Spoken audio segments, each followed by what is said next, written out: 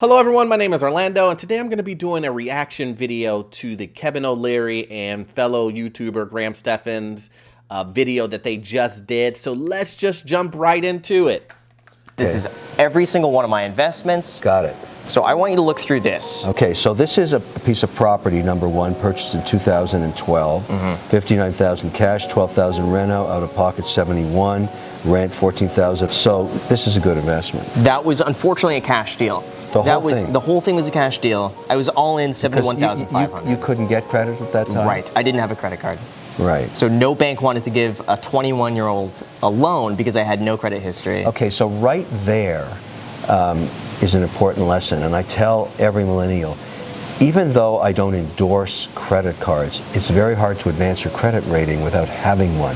So it's good to get a credit card, put maybe $1,000 limit on it, and then start paying off, use $200 a month and pay it off every month. So I told my son, as soon as he could get one, Trevor, put $50 on the card and pay it off. And now he's got a pristine credit rating, and he's only ever put a few $1,000s through the card. Oh, yeah. Everybody should understand that. There's no way to game that system. You've got to establish a credit rating or you can't borrow. Okay guys, so this portion is really important, and there was some really good information in here. So you heard Stephan O'Leary, first you heard Graham say, hey, look, I bought this out all cash. And he basically took up his savings because he couldn't use credit. And then you heard Stephan O'Leary drop some gems here and basically say, hey, look, this is what I tell my son to do. I tell him, hey, I really don't endorse credit cards, but one of the key things I tell my son is go ahead and drop some money, get a credit card, use it, pay it off so that you get some credit so that you have the availability to use credit, and then you'll come out with a great credit score. If you guys have seen my videos before,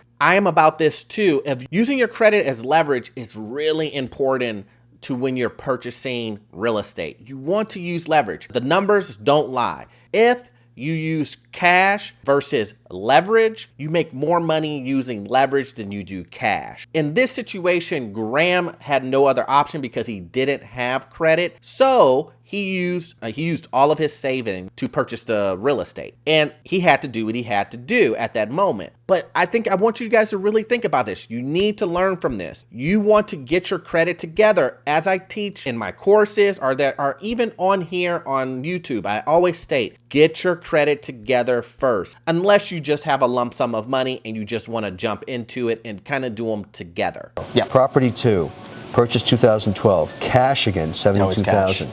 8,000 renovation. Okay, so now you're 80,000 in the hole. Rent 1,200 a month, net 900 after cost, right? Yep. Another $280,000 because the market is appreciating. Yes. You're putting up a lot of your net worth at that time. That was everything. I sold my car at the time so I could go and buy real estate. Yeah, I get it. Okay, property 3, purchased 2012. Again, same thing. 125,000 cash. Right. Okay, that's a serious chunk of change. So I used 4 years of savings to buy these. I so saved you're still not everything using any leverage in debt? Nothing. Okay, well that's remarkable. 15,000 reno on top of that. Yeah. So now you're out of pocket 140,000. That's a little nerve-wracking. Yep. Rent $2,145 per month after cost $1,500, worth $400,000 today. So that's a really significant bump. Yeah. But you got to admit, you've benefited from the appreciation of this one asset class, real estate, as interest rates went down. Correct. So there is an inherent risk of concentration here. Your entire net worth is only in real estate so far. Yep. Okay, that's an issue. So you hear Stephan O'Leary go through Graham's portfolio, and he's getting the second, the third, and he's talking about things that are really important that people might miss in this talk, right? He's talking about the relationship between interest rates and value. And to make this very simple, the way that works is as interest rates go down, more people want to buy property, which it's a supply and demand scenario, which increases value of the real estate. So Stephan O'Leary is saying he benefited from the values going up on those, which allowed him to have a lot of equity, especially since he's buying everything in cash. Now, how is he buying everything in cash? Remember, he's a real estate agent, which I always talk about making sure that you have a side job or something like that as far as bringing income in. And then he's also taking money that he's making from the other properties and then putting those into the other properties, the bigger property. One last thing before we continue on is Kevin O'Leary basically says, look, you're concentrating everything into real estate. I think that you're going to have an issue with that because if the market kind of falls, then you're kind of screwed, right? And I kind of disagree on that because I agree with him as a whole, but in the big scheme of things, it really doesn't work out that way when you're first starting out. When you're first starting out, and in this situation, all of the money was in real estate and you're kind of forced into that. When you have extra amounts of money, you're able to diversify. But when you first start out, as Graham is, very, very, very hard to diversify because you will do what you know first and then you will diversify. You just won't start spreading all your money around everywhere in things that you don't know. And also too, once you spread your money out, you tend to make less money when you diversify in the beginning. It's when you get the ball rolling and it turns into a snowball that you're able to diversify. So let's get back into it. Property 4, purchased 2016, $780,000. You must have used debt. I did. $60,000 reno on top of it, out of pocket $210,000. That's your principal down payment plus renovation. Okay, that's good. That's, also a great investment, but now we've brought leverage into the portfolio. Yes. This is the one that you saw. This is the one that I was house hacking on that you thought was a good idea. Yeah, 585, loan 620. Wait a sec, you borrowed more than the purchase price? Because I did a cash out refinance. Yeah. So what I did is I fixed this place up. I put about right here $220,000 total in renovation. Whoa. So now it's worth about $1,250, and I did a cash out refinance. So it was a real junker, right? Yeah. Because that's a serious amount of change you're putting into. Yeah, that one needed a lot of work. So now you're using leverage and you're spending to invest, including adding more leverage. Correct. So what I like to start thinking about in terms of debt, particularly levered on real estate or any investment, if the poo-poo hits the fan and values go down across any asset class, including real estate, you still owe that $1 million. Correct. So you got to start being sensitive to how much debt you want to bring into your world. A lot of people don't understand how debt can put you out of business if things go bad. Of course. You have to be ready to pay that $1 million off at any time. Okay, so Kevin talks about in the rest of it as Graham goes further and further into his investments, he starts saying things like, you got to watch out what you're doing with debt. You have to be, very wary of it. You want to be able to, if everything hits the fan, you may get crushed by the debt. I agree with that, and that's very sound advice, especially from someone who's been in the investing game for so long. But, as Kevin O'Leary himself has probably done, you do have to take some risk when you're first starting out into your investment journey, when you're doing your real estate. You're gonna do some things that are a little bit more risk inherent than, someone who's a little bit older and probably has a little bit more wealth underneath their belt. And so I understand where Kevin is coming from on this. I agree on the fact that he should watch out for the debt, but I still think that this was a fantastic investment by Graham. I really think that this scenario, what he just did, was a great deal. Okay, we go on here. Okay. So this is property number 6. Yeah, 6 This is another duplex. Everyone is going up. Yes. Like we're spending more. Yes. We're putting more debt on. This is $815,000, loan $680. So there's a little equity from day one, right? Right. 3.625, very good. Down payment $115,000, worth $965. Yeah. Okay, so that's good. And all of these, by the way, are rented under market value. I get it, but how long are the leases for? 1 year. And so do you get to bump it up? I don't raise rents, believe it or not. What? Yeah. Really? Why not? My thought is if I have a really good tenant who always pays on time and no issues, I would rather just not raise the rent and keep them there a long time. And if they do move out, then it's kind of like gravy to me because I'm able to rent it out for even more to the next tenant and then tell them they could stay there as long as they want at that price. Yeah. And for me, I've had some tenants now for 7 or 8 years. Graham! So Graham just told Kevin O'Leary that he doesn't raise rents. As an investor myself, that's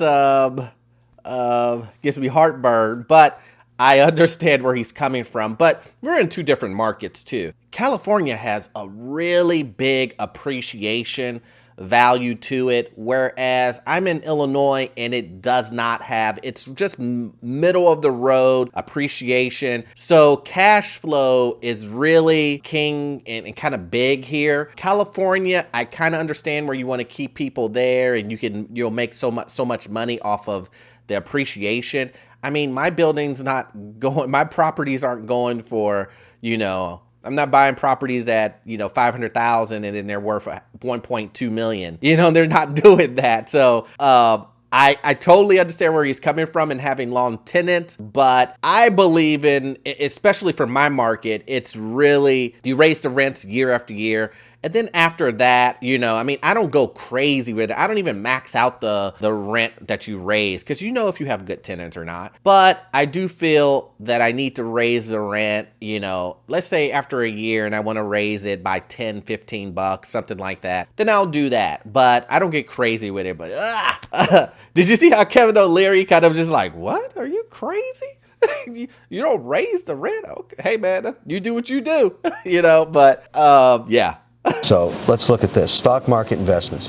Individual stocks, 1.14 million. Index funds, that's good, 772,000. California state free bonds, very good, 150,000. Silver, 12,000. Acorns, so you're using Acorn, that's good. Yeah, I tested all the apps so I could give it a shot. Yeah, that's fine. Okay. Cash, 320. That's within the stock market brokerage. That's Yeah. not all cash. Just so I continually buy into the market. The discipline is every 90 days to trim back anything over 5% and put it into something else that you've decided to go into. What happens to portfolios like this that aren't, it's like trimming a hedge. No sector more than 20%, no stock more than 5%. You've got 3 stocks here over 5. You give up some of the upside, but when the correction hits, like a Tesla rolls over and goes down 38%, you don't take the full hit because you've taken profit out on the trimming. I'm worried about taxes. Yeah, because my thought is 50%. Yeah. And I'm telling you, that's the biggest mistake you can make in your life is to worry about taxes. The fact that you have to worry about taxes is a wonderful thing. It means you're making money. But to say, oh, I don't want to sell, a stock that's now 11% of my portfolio because I don't want to take the tax hit, you will pay a brutal price for that. You will have a massive correction, you won't have taken any gains, and you will have hurt yourself immensely. That's the one mistake you're making here. So you've got to do your work. Are you using any margin? No. That's the other thing. Never use margin in stocks. Never do that. Never. Never, never, never. People think margin's free. When there's a correction, you get slaughtered. Right. They'll sell you out in 2 seconds. So in this clip, you hear Graham talking about, oh, I'm really worried about taxes. And then you hear Kevin basically tell him like, hey, look, don't worry about taxes. And this is key, guys, because a lot of guys worry about, okay, I started making money. What do I do next? I want to figure out all the ways to avoid paying taxes. And there's plenty, trust me. There is plenty. But, don't get so worried about taxes that it stops you from making money, to investing additional money. And that's what Kevin O'Leary was saying. He was saying, hey, look, don't worry about taxes. If you're so worried about taxes, that is great. That's because you're making money. And you're making money. If you were not making any money, you could care less about tax. That's the truth. So he tells them you don't worry so much about taxes, and he's also talks about trimming some of your gains and then taking that and investing in other places so that when the drop comes or when it corrects, then you won't get slaughtered in that correction like Tesla that I forewarned everybody about. But regardless, you just have to be ready for those things and you have to take your profit off the top there. Then the last thing that he said is you want to not take out margin. And if people don't understand what margin is, it's basically taking a loan out on money that you have already invested into stock. Let's just say you invested $100,000 into Google, right? And what will happen is the brokerage company will give you 25% of your $100,000 that you have invested with them. and then you can take that money and then use it to make more money. And then they normally charge you an interest rate of, I don't know, let's just say it's 5 to 7, 8% or something like that, right? And so a lot of people, instead of having 100,000, now you got 125,000, even though the 25,000 is borrowed money and you're paying interest on. So a lot of people will do that and borrow a margin. I am totally against borrowing on margin. And the reason why I don't like to borrow on margin is because, like Kevin O'Leary says, when the stock goes down, what are they going to do? They're going to yank out that 25,000 straight out of your account, meaning your Google, whatever that you have bought. They will yank that money out and it's theirs, right? But that's what you're signing up for. The hope is that 25,000 that you're using, you will be able to make money on that and then also give back the 25,000. That's the whole goal. But anyway, guys, this was a fantastic video.